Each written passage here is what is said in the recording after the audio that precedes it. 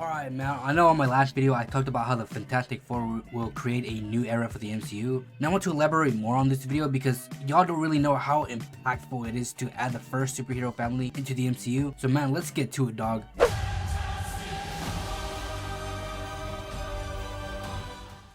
Alright man, so the Fantastic Four is going to have a big impact in the MCU because there's a theory going around with the title First Steps, and some are saying that there's a reason why it's called First Steps, and reason is because of this kid right here, FranklinRichards. Some people, and by some people I mean the general audience, doesn't really know how big of an impact the MCU is going to have if they introduce FranklinRichards.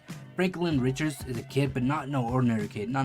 This dude is a powerful kid. A kid that fucking was playing under his bed sheets and made a universe under his fucking bed sheets, dog. Like, the fact that he is a kid and had that type of power, like, dude, imagine if you were a kid and you had that type of power, bro. Like, you will definitely come up with some crazy shit if you had that type of power. But yeah, FranklinRichards is a powerful kid, and practically, like, in the comics, once he becomes, like, you know, much more older, the dude practically becomes a god with, like, you know, godlike powers. Like, if you don't believe me, like, look at this, man. He made Galactus his herald. Like, that's just fucking crazy. And I know that he's only going to be like a baby in First Steps, but I feel like they might pull like a Jonathan Hickman, and I don't know, maybe his older self will go back to the past and unlock his powers.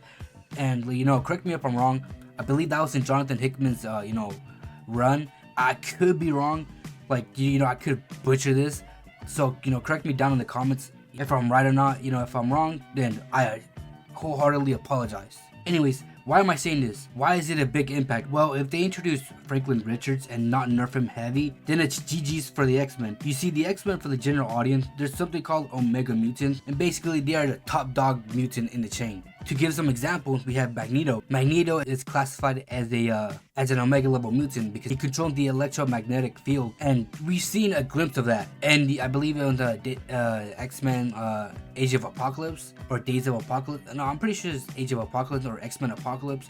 You know, basically where Apocalypse comes into the X-Men universe and basically unlocks, you know, the full potential of Magneto and Storm. And, you know, we saw how Magneto's power can get, bro. Like, this dude was controlling the whole electromagnetic field of the world and was practically destroying it. And another example is Storm. Storm is another Omega level mutant, and man, she controls the weather, dude. Like, she could cause catastrophic damage to cities and all that. But there's this one mutant that I hope they bring into the MCU, and that is Legion. I am Legion. Legion is another Omega level mutant, and, you know, Legion, he is a powerful character, dude, and honestly probably one of my favorite, you know, mutants of all time. Legion is the son of Professor X, and his powers are insane because bro has schizophrenia, but not no ordinary schizophrenia. So, you know when you're schizophrenic, you hear voices. So that basically happened to Legion. But Legion, those voices are actually different, you know, personalities. I believe they're personas or personalities, whatever, kind of the same. But each of those personalities have their own superpower. One of them could have like a, you know, laser coming out of their eyes. Another one could be super speed or whatever. Like, the possibilities are pretty much endless with Legion because he has so much voices. Like, yeah, he has like hundreds of voices in his head, and like I said, all those voices have different type of powers. And I always wondered, if they introduce FranklinRichards and not nerf him hard, then there's a strong possibility that they can introduce Legion. And I wouldn't say nerf him to the ground. Like, you could definitely introduce Legion into the MCU because we actually got a glimpse of what he can do if he were to be in like a quote-unquote MCU like setting, and that is the show Legion. And if y'all have not watched the show Legion, it's on Hulu, bro, please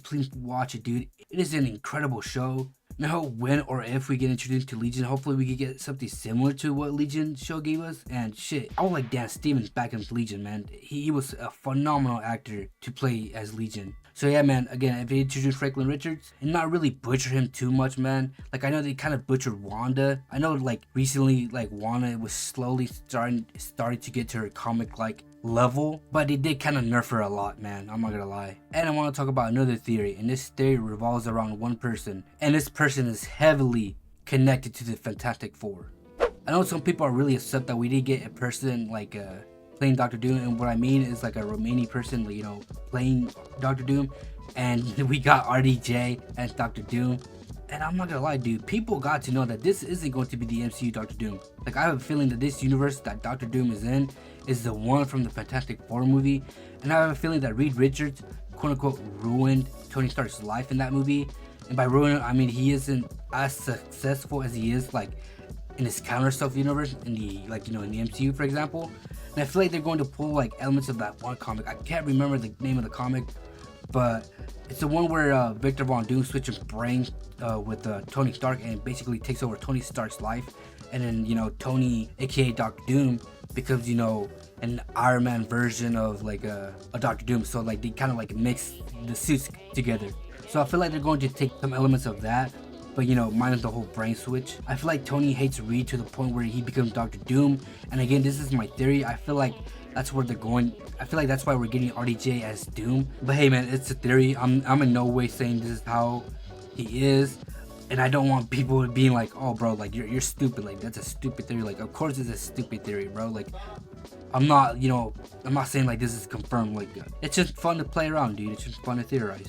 And for all we know, bro, this could be like the end credit scene. It's definitely going to be one of the end credit scenes. Like, I can tell you that for sure, that it's definitely going to be one of the end credit scenes. I feel like the first end credit scene is either FranklinRichards being born, and the second one, it could be a possibility of Doctor Doom showing up. So yeah, that's pretty much it, man. I only included the Doom part because it's possibly connected to the Fantastic Four, but the main point of this video was mostly the introduction of FranklinRichards and basically it to doing right in the future. That I know that the X-Men are in safe hands and mostly the powerful X-Men characters. I just hope that they don't downplay the strong characters in the future, and I know why they do it, because if they introduce someone like Legion or comic accurate Wanda, then she could definitely pull a House of M, and the movie could be over in a minute. And same goes for Legion, dude. Like Legion could just erase people out of existence and boom, the show is over, or the movie, whatever like they're involved in. Like it could be over in a minute. But I hope they're introduced well, and I hope Marvel gives them love and gives them what they deserve. But that's about it, man. Like hopefully like they don't nerf them too much, and hopefully we get to see like a whole lot of crazy powerful X-Men. And dude, hopefully we get Onslaught, dude. That Onslaught would be sick if we actually get him in the X-Men universe or the X-Men MCU universe. But yeah guys, that's pretty much it, and I'll see you guys in the next video.